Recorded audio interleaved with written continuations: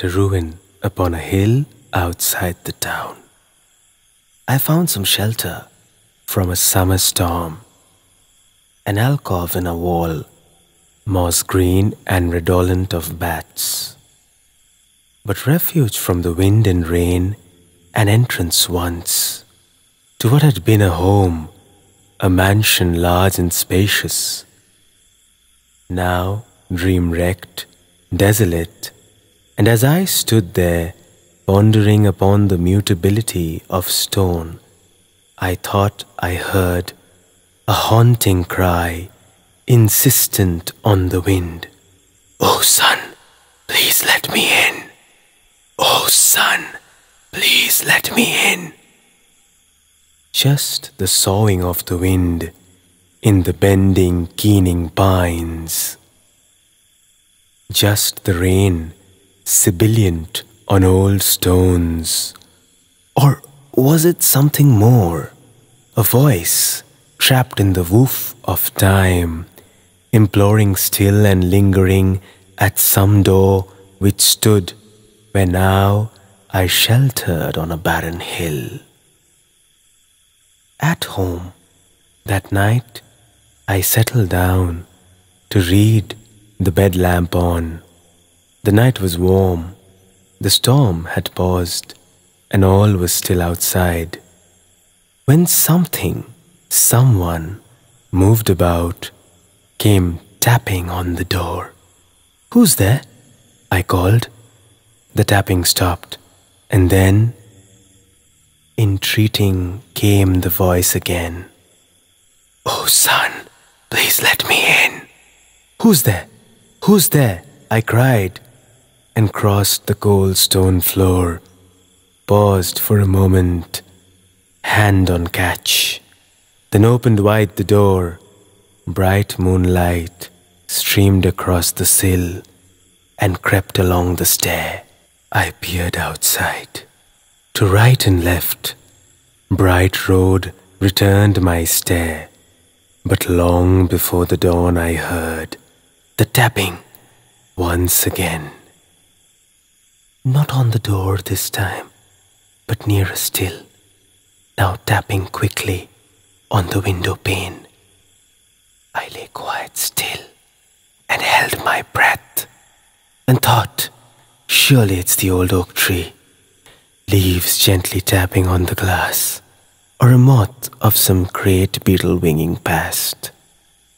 But through the darkness pressing in, as though in me it sought its will, as though in me it yet would dwell. "Oh sun, please let me in. Oh sun, please let me in." Welcome folks to another edition of Tuesday Horror Tales. What I read right now was a poem by Ruskin Bond entitled Out of the Dark.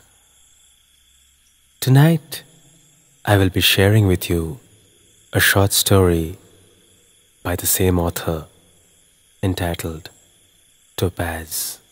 It seems strange to be listening to the strains of the blue Danube while gazing out of the pine-clad slopes of the Himalayas. Worlds apart, and yet the music of the waltz seemed singularly appropriate. A light breeze hummed through the pines, and the branches seemed to move in time to the music.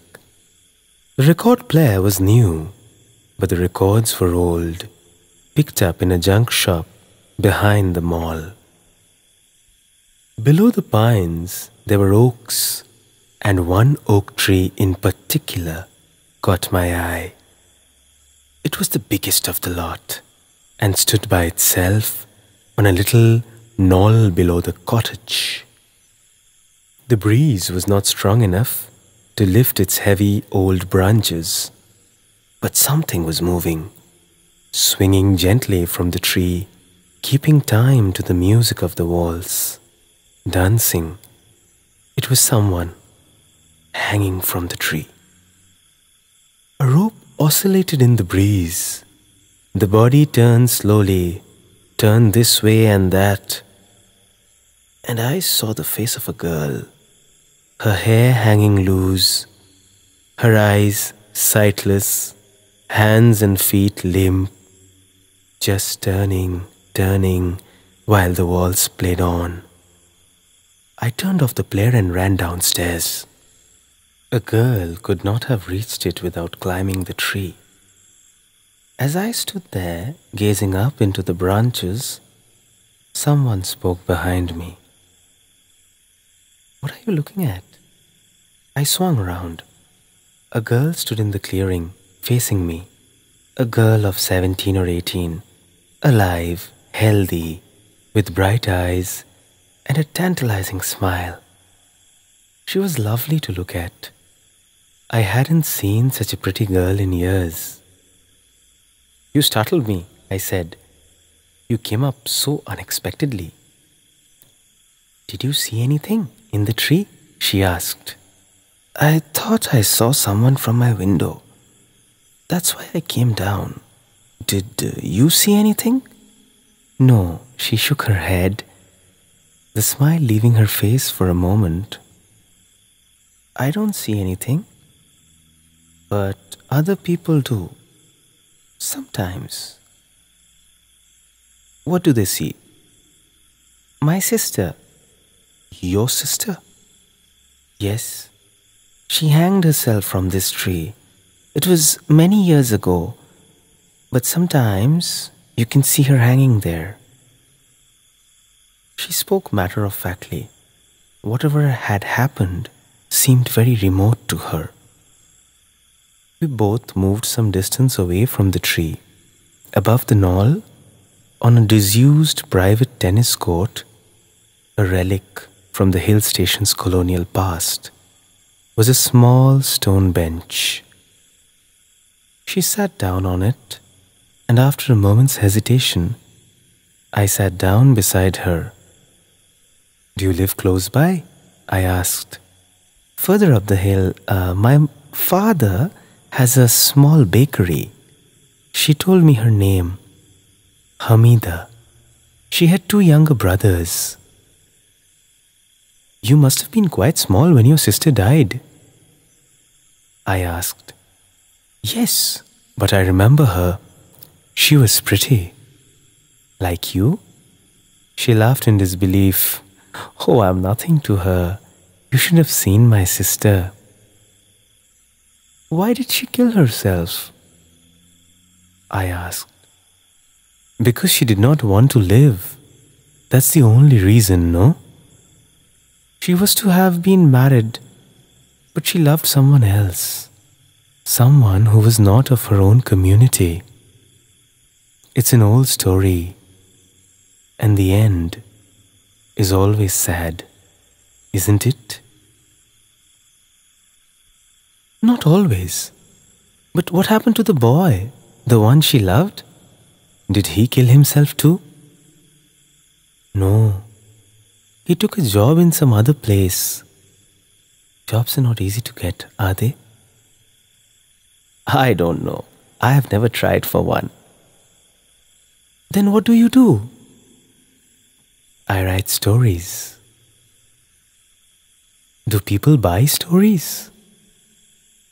"Why not? If your father can sell bread, I can sell stories." "People must have bread. They can live without stories, right?" "No, Hamida, you're wrong. People can't live without stories." Hamida. I couldn't help loving her. Just loving her. No fierce desire or passion had taken hold of me. It wasn't like that. It wasn't like that. I was just happy to look at her, watch her while she sat on the grass outside my cottage, her lips stained with the juice of wild mulberries. She chatted away about her friends, her clothes, her favorite things. "Won't your parents mind if you come here every day?" I asked. "I have told them you're teaching me." "Teaching you what?" They did not ask, "You can tell me stories." So I told her stories. It was midsummer. The sun glinted on the ring she wore on her third finger, a translucent golden topaz set in silver. "That's a pretty ring," I remarked. "You wear it?" she said impulsively, removing it from her hand. "It will give you good thoughts. It will help you to write better stories." She slipped it onto my little finger. "I'll wear it for a few days," I said, "and then you must let me give it back to you." On a day that promised rain, I took the path down to the stream at the bottom of the hill. There I found Hamida gathering ferns from the shady places along the rocky ledges above the water. "What will you do with them?" I asked. "This is a special kind of fern. You can cook it as a vegetable." "Is it tasty?" "No, but it's very good for rheumatism." "Do you suffer from rheumatism?" "Of course not. They're for my grandmother. She's very old." "There are more ferns further upstream," I said, "but we'll have to get into the water." We removed our shoes and began paddling upstream. The ravine became shadier and narrower until the sun was almost completely shut out. The ferns grew right down to the water's edge. We bent to pick them, but instead found ourselves in each other's arms and sank slowly, as in a dream, into the soft bed of ferns, while overhead a whistling thrush burst out in dark, sweet song. "It isn't time that's passing by," it seemed to say. "It is you and I. It is you and I." I waited for her the following day, but she did not come. Several days passed without me seeing her. Was she sick? Had she been kept at home? Had she been sent away? I did not even know where she lived, so I could not ask. And if I had been able to ask, what would I have said? Then one day, I saw a boy delivering bread and pastries at the little tea shop about a mile down the road. From the upward slant of his eyes, I caught a slight resemblance to Hamida. As he left the shop, I followed him up the hill. When I came abreast of him, I asked, "Do you have your own bakery?" He nodded cheerfully. "Yes. Do you want anything? Bread, biscuits, cakes? I can bring them to your house." "Of course. But don't you have a sister? A girl called Hamida?" His expression changed. He was no longer friendly. He looked puzzled and slightly apprehensive. "Why do you want to know?" "I haven't seen her for some time." "We have not seen her either." "Do you mean she has gone away?" "Didn't you know? You must have been away a long time. It is many years since she died. She killed herself. You did not hear about it?" "But wasn't that her sister, your other sister?" "I had only one sister, Hamida, and she died when I was very young. It's an old story. Ask someone else about it." He turned away and quickened his pace, and I was left standing in the middle of the road, my head full of questions that couldn't be answered. That night, there was a thunderstorm. My bedroom window kept banging in the wind. I got up to close it, and as I looked out there was a flash of lightning, and I saw that frail body again, swinging from the oak tree. I tried to make out the features, but the head hung down and the hair was blowing in the wind. Was it all a dream? It was impossible to say, but the topaz on my hand glowed softly in the darkness, and a whisper from the forest seemed to say, "It isn't time that's passing by, my friend.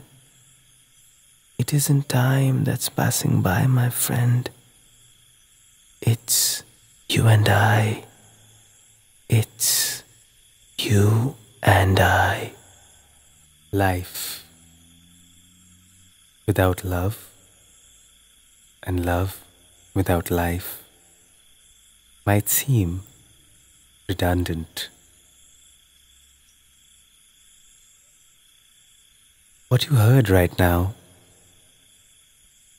might or might not have happened, but there are so many inexplicable tales which have been penned down by some of the best story writers around the world that speak of life after death, death after life, love after death, and love all the way. It's as if love is life, love is crime, love is the sweet sunshine, tinkling drops of dew or the rain, maybe love in vain. Thank you, folks, for being patient and tuning into Tuesday Horror Tales. Folks, stay connected, stay safe, keep following us, and hope to see you again for another edition of Tuesday Horror Tales. Signing off for right now, this is me, Prajna, your host.